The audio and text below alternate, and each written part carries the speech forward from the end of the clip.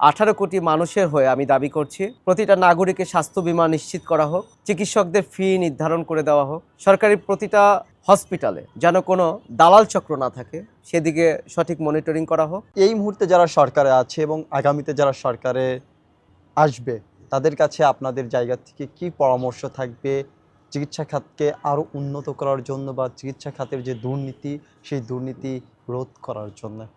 আমরা সরকারের কাছে অলরেডি আমাদের অসংখ্য দাবি রয়েছে। আগামী ফেব্রুয়ারি মাসে নির্বাচন, যারাই সরকার গঠন করুক না কেন তাদের কাছে 18 কোটি মানুষের হয়ে আমি দাবি করছি প্রতিটা নাগরিকের স্বাস্থ্য বীমা নিশ্চিত করা হোক, চিকিৎসকদের ফি নির্ধারণ করে দেওয়া হোক, সরকারি প্রতিটা হসপিটালে যেন কোনো দালাল চক্র না থাকে সেদিকে সঠিক মনিটরিং করা হোক, প্রতিটা সরকারি হসপিটালের পর্যাপ্ত পরিমাণ আইসিইউ, এক্স-রে, ইসিজি, আল্ট্রাসোনো থেকে শুরু করে যে সকল মেশিনগুলো আছে সেগুলো সচল রাখা হোক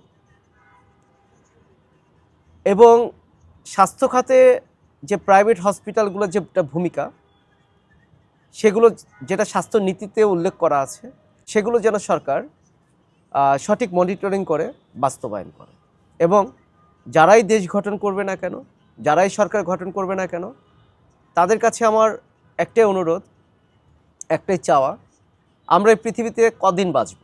আমরা সবাই চলে যাব, চলেও গেছে।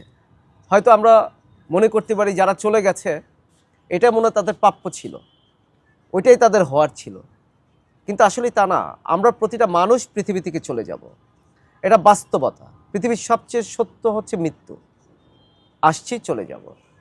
তো যারা সরকার গঠন করবে তাদের কাছে বলবো, আপনি আমি আমরা কেউ থাকবো না, আপনাদেরও হসপিটাল যেতে হয়, চিকিৎসা নিতে হয়, আপনাদের পরিবার স্বজনদেরও যেতে হয়, চিকিৎসা নিতে হয়। আপনারা চেষ্টা করবেন যেন আপনাদের পরিবারের কোনো সদস্যদেরও ভুল চিকিৎসায় মৃত্যুবরণ না হয়। যেমনটা আমি আমার একমাত্র সন্তানকে হারিয়েছি ভুল চিকিৎসায়, আমি এটা ফিল করছি, সারা জীবন আমাকে এই কষ্টটা বহন করতে হবে। ঠিক একইভাবে যারা সরকার গঠন করবে তাদের কাছে অনুরোধ থাকবে 18 কোটি জনগণের কথা চিন্তা করে এই স্বাস্থ্য খাতটাকে দুর্নীতিমুক্ত করা এবং যে দাবিগুলো আমি করছি সেই দাবিগুলো জনগণের চাওয়া, সরকারের সাথে যারা আছে বর্তমান এবং সাবেক এবং আগামীতে যারা আসবে আমি মনে করি এই চাওয়াটা তাদেরও। তাই স্বাস্থ্যখাতটা উন্নতির জন্য সরকারকে এগিয়ে আসতে হবে। যে স্বাস্থ্য খাতের যে বাজেটটি হচ্ছে সে বাজেটটি যেন সঠিকভাবে বাস্তবায়ন হয়, সেটা সঠিক মনিটরিং সরকারকে করতে হবে, তাহলেই স্বাস্থ্যখাত উন্নত হবে। আর এটাই আগামী সরকারের কাছে আমার চাওয়া।